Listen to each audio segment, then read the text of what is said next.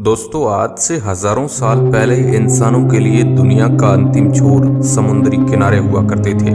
लेकिन फिर इंसानों ने पानी के जहाज बनाना सीखा और समंदर में सफर करके हमें पता चला कि समंदर के दूसरे छोर पर भी जमीन है जहां हमारी ही तरह इंसान निवास करते हैं। इसके बाद समय के साथ इंसानों ने और तरक्की की और उड़ने वाले टेलीस्कोप और रॉकेट का आविष्कार किया, जिसके बाद हमने टेलीस्कोपों से अंतरिक्ष देखा, रॉकेट के जरिए चांद तक सफर किया और इस तरह हमें पृथ्वी के बाहर ब्रह्मांड नाम की एक काले अंधकार से भरी जगह मिली जहां हमारी पृथ्वी और हमारे सूर्य जैसे अरबों खरबों तारे और ग्रह मौजूद है। इस तरह हम इंसानों के इस ब्रह्मांड में खोज शुरू हुई जो आज भी चल रही है और इस दौरान हमने समय समय पर बहुत से तारे और ग्रहों की खोज की, आकाश गंगाओं के बारे में जाना, ब्रह्मांड के जन्म को समझा। लेकिन हम कभी भी ये जान नहीं सके कि इस ब्रह्मांड का अंत कहाँ है। क्या इस ब्रह्मांड का कोई अंत है भी या नहीं, और अगर इस ब्रह्मांड का कहीं अंत है तो उसके बाद क्या शुरू होता है। क्या वहाँ कोई दूसरा ब्रह्मांड मौजूद है, और अगर हाँ तो वह दूसरा ब्रह्मांड कैसा दिखता है। क्या वहाँ भी हमारी तरह इंसान रहते हैं। ऐसे कई सवाल लंबे समय से वैज्ञानिकों को परेशान कर रहे हैं और आज के इस वीडियो में हम इन्हीं सवालों का जवाब जानने की कोशिश करेंगे। हम इंसान अंतरिक्ष पर कई सौ सालों से रिसर्च कर रहे हैं, और अगर हिंदू ऋषियों द्वारा प्राचीन ग्रंथों में तारों और ग्रहों पर की गई रिसर्च को जोड़ दिया जाए तो यह आंकड़ा हजारों साल पीछे तक चला जाता है। लेकिन अगर ज्यादातर दुनिया के वैज्ञानिकों की बात की जाए तो कुछ 100 सालों से ही दुनिया भर के वैज्ञानिकों ने काफी तेजी से ब्रह्मांड और उसके नियमों को समझना शुरू किया है। लेकिन फिर भी उस समय तक इंसानों को ब्रह्मांड की इतनी समझ नहीं थी। कुछ 100 साल पहले तक ज्यादातर वैज्ञानिकों का यही मानना था कि हमारी पृथ्वी के अंतिम छोर की तरह इस ब्रह्मांड का भी कहीं अंत होता है। लेकिन फिर कुछ महान वैज्ञानिक जैसे न्यूटन, अल्बर्ट आइंस्टीन और मैक्सवेल आए, जिनके द्वारा दी गई थ्योरी और इक्वेशन से हमें पता चला कि इस ब्रह्मांड का कोई भी अंत नहीं है, और अगर है तो भी वह हम इंसानों की पहुंच से काफी दूर ही होगा। वैसे ब्रह्मांड के अंतिम छोर को जानने से पहले तो हमें यही जानना होगा कि आखिर ब्रह्मांड है क्या। आज से करीब 13.8 अरब साल पहले एक परमाणु जितने आकार में सिंगुलरिटी में हुए धमाके से इस पूरे ब्रह्मांड का जन्म हुआ है। यानी उस ऑब्जेक्ट से ही आप, हम और हमारा सूरज, पृथ्वी, सभी तारे और ग्रह, अंतरिक्ष में मौजूद सभी गैलेक्सी, यहाँ तक कि समय का भी निर्माण इसी धमाके के दौरान हुआ था। ब्रह्मांड के निर्माण की इस थ्योरी को वैज्ञानिकों ने बिग बैंग थ्योरी नाम दिया है। अब इतने छोटे से सिंगुलरिटी ऑब्जेक्ट से इतने बड़े ब्रह्मांड का निर्माण कैसे हो सकता है, इस सवाल को लेकर भी कई 100 सालों से बहस चल रही है। लेकिन आज भी किसी के पास इसका कोई भी सही जवाब नहीं है। और अगर आपको ब्रह्मांड के जन्म से पहले क्या था इसके बारे में भी जानना है तो आप कमेंट में लिखकर जरूर बताएं, हम उस पर एक अलग वीडियो भी आपको बना कर देंगे। और अभी के लिए टॉपिक पर वापस आते हैं। तो जैसा कि मैंने बताया कि ब्रह्मांड का जन्म आज से 13.8 बिलियन साल पहले हुआ था।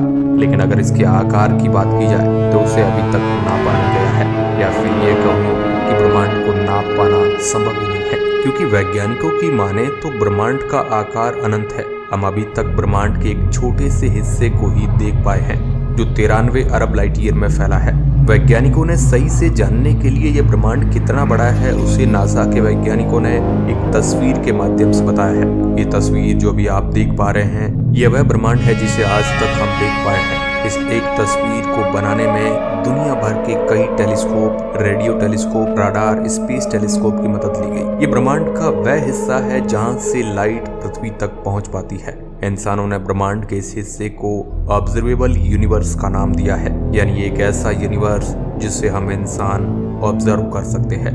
इसके आगे क्या है ये हम कभी जान ही नहीं सकते हैं, क्योंकि वहां की लाइट हम इंसानों तक कभी पहुंच ही नहीं सकती, और इसलिए हम ये कभी नहीं जान सकते हैं कि क्या ये ब्रह्मांड का अंतिम छोर है या फिर इसके आगे भी कोई ब्रह्मांड मौजूद है। पर इसका मतलब ये नहीं है कि हमें कोई अंदाजा नहीं है, बल्कि कई वैज्ञानिकों ने बहुत सी रिसर्च के बाद कई थ्योरी बनाई है कि ऑब्जर्वेबल यूनिवर्स के आगे क्या हो सकता है, और ऐसी ही संभावनाओं से भरी कुछ थ्योरी के बारे में हम आपको बताएंगे। पहली थ्योरी कहती है कि हम जिस ब्रह्मांड में रहते हैं वह अनंत है, और जिस तरह का ब्रह्मांड ऑब्जर्वेबल यूनिवर्स के अंदर मौजूद है उसी तरह का ब्रह्मांड ऑब्जर्वेबल यूनिवर्स के बाहर भी मौजूद है, जहाँ हमारे ब्रह्मांड की तरह बड़ी बड़ी गैलेक्सी, क्लस्टर्स, तारे और ग्रह मौजूद है। और क्योंकि इस थ्योरी में ब्रह्मांड को कभी ना खत्म होने वाला अनंत बताया है, इसलिए हो सकता है कि ब्रह्मांड में कहीं दूर पृथ्वी की ही तरह के ग्रह भी मौजूद हो जहाँ पर जीवन हो, पर क्योंकि वहाँ की लाइट इंसानों तक नहीं पहुँच सकती है और यहाँ की लाइट वहाँ मौजूद ग्रहों तक नहीं पहुँच सकती है, इसलिए दोनों ही ग्रहों पर रहने वाले जीवन को एक दूसरे के बारे में कभी पता ही नहीं चला। दूसरी संभावना काफी डराने वाली है, क्योंकि इसमें वैज्ञानिकों का मानना है कि शायद 93 अरब लाइट ईयर में फैला ऑब्जर्वेबल यूनिवर्स ही असली ब्रह्मांड हो और उसके आगे ब्रह्मांड या फिर कुछ भी मौजूद ना हो। यानी ये थ्योरी ब्रह्मांड के अंतिम छोर वाले सवाल का जवाब देती है। लेकिन क्या ऐसा संभव है कि ब्रह्मांड केवल 93 अरब लाइट ईयर में ही फैला हो? वैसे अगर सच कहा जाए तो यूनिवर्स में कुछ भी संभव हो सकता है।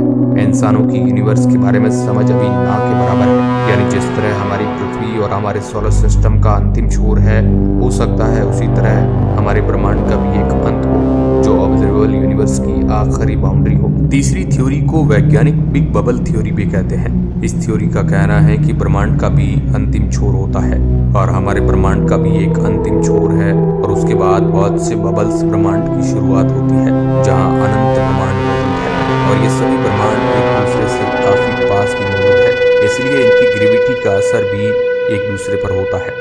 ये थ्योरी सुनने में बेहद ही बेतुकी लगती है, पर अगर हमारे ब्रह्मांड की सच्चाई और भौतिकी नियमों को देखा जाए तो इस थ्योरी पर विश्वास करने के कई कारण हैं और सबसे बड़ा कारण है दूसरे ब्रह्मांड का गुरुत्वाकर्षण, क्योंकि ये गुरुत्वाकर्षण ही हमें इस बात का जवाब दे सकता है कि आखिर क्यों हमारा ब्रह्मांड और उसमें मौजूद ऑब्जेक्ट लाइट स्पीड से भी कई गुना ज्यादा तेजी से एक दूसरे से दूर जा रहे हैं। क्योंकि अभी तक की रिसर्च में वैज्ञानिकों को बस यही पता लगा है कि कोई अननोन बल है जो सभी ऑब्जेक्ट्स को गुरुत्वाकर्षण के खिलाफ एक दूसरे से दूर खींच रहा है। इसे ना दिखने वाला बल को वैज्ञानिकों ने डार्क मैटर और डार्क एनर्जी का नाम दिया है, लेकिन ये क्या है और कैसे जनरेट होती है इसके बारे में वैज्ञानिकों को कुछ भी पता नहीं है और ये अनंत बबल यूनिवर्स थ्योरी इसका एक जवाब हो सकती है। ऐसे में इसके बारे में मैं आपसे जानना चाहूंगा कि आप इसके बारे में क्या सोचते हैं।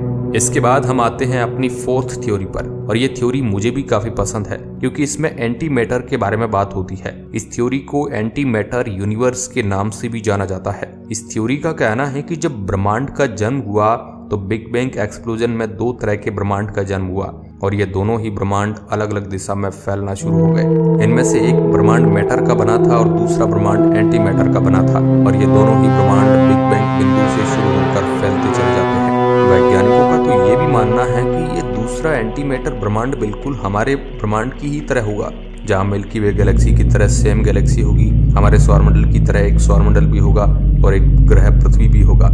इतना ही नहीं बल्कि वैज्ञानिकों का तो ये भी कहना है कि हो सकता है कि उस एंटी मैटर से बने ब्रह्मांड में आपका और मेरा भी एंटी मैटर से बना कोई हम शक्ल मौजूद हो। यानी वो दूसरा ब्रह्मांड तो बिल्कुल हमारे जैसे ही होगा, बस फर्क इतना है कि हम और हमारा ब्रह्मांड मैटर का बना है और वह पूरा ब्रह्मांड और उसकी पृथ्वी पर मौजूद इंसान एंटी मैटर के। वैसे अगर आप नहीं जानते हैं कि एंटी मैटर क्या होता है तो आपको बता दूं कि एंटी मैटर भी मैटर का ही एक विपरीत स्वरूप है, जिसमें सभी पार्टिकल्स पर विपरीत आवेश होते हैं, जैसे इलेक्ट्रॉन पर पॉजिटिव और प्रोटॉन पर नेगेटिव। एंटी मैटर की एक खास बात ये भी है कि जब एंटी मैटर और मैटर को मिलाया जाता है तो दोनों में एक तेज धमाका होता है जिसमें काफी ज्यादा ऊर्जा निकलती है। क्या हम कभी एंटी मैटर से बने दूसरे यूनिवर्स में जा सकेंगे?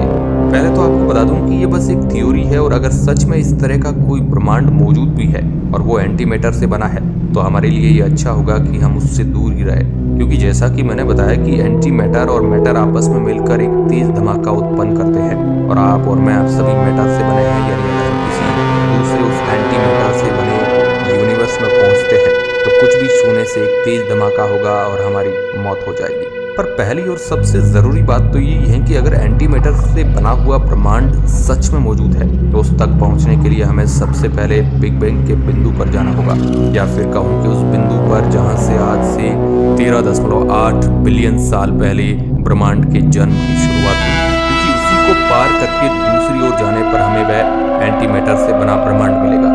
पर सच बताऊं तो ये करना लगभग असंभव है। तो दोस्तों ये थी कुछ ऐसी थ्योरी जो इस सवाल का जवाब देने की कोशिश करती है कि ब्रह्मांड के अंतिम छोर पर क्या है और इन सभी थ्योरी से हम एक बात तो समझ चुके हैं कि चाहे ब्रह्मांड का कहीं अंत हो या फिर नहीं, लेकिन इंसानों के आकार के सामने तो ये सच में अनंत ही है। लेकिन दोस्तों, जितने ब्रह्मांड को हमने देखा है उसको अगर साधारण भाषा में कहा जाए तो 93 बिलियन प्रकाश वर्ष, अगर इसे और साधारण लैंग्वेज में कहा जाए तो 9300 करोड़ प्रकाश वर्ष। यानी इसके एक छोर से दूसरे छोर तक जाने में हमें प्रकाश की स्पीड से भी 9300 करोड़ साल लग जाएंगे। और जो इंसान आज हम जिस पोजीशन पर है उसके हिसाब से तो इसे कभी देखा ही नहीं जाएगा। केवल टेलीस्कोप के माध्यम से ही इस ऑब्जर्वेबल यूनिवर्स को ही कर सकते हैं। इसके अलावा कोई चारा नहीं है। यहाँ तक कि हम सौरमंडल के अंतिम ग्रह प्लूटो तक भी आज की टेक्नोलॉजी के हिसाब से इंसानों को उतार नहीं सकते हैं, बहुत मुश्किल है। तो ब्रह्मांड के अंतिम छोर के बारे में हम कैसे सोच सकते हैं? और वाकई में इस ब्रह्मांड को पूरी तरह से कोई ऑब्जर्व कर ही नहीं सकता है। वैसे आपको इसके बारे में क्या लगता है? आप अपना जवाब कमेंट के माध्यम से जरूर बताएं और ऐसे ही वीडियो के लिए चैनल को सब्सक्राइब करें। धन्यवाद।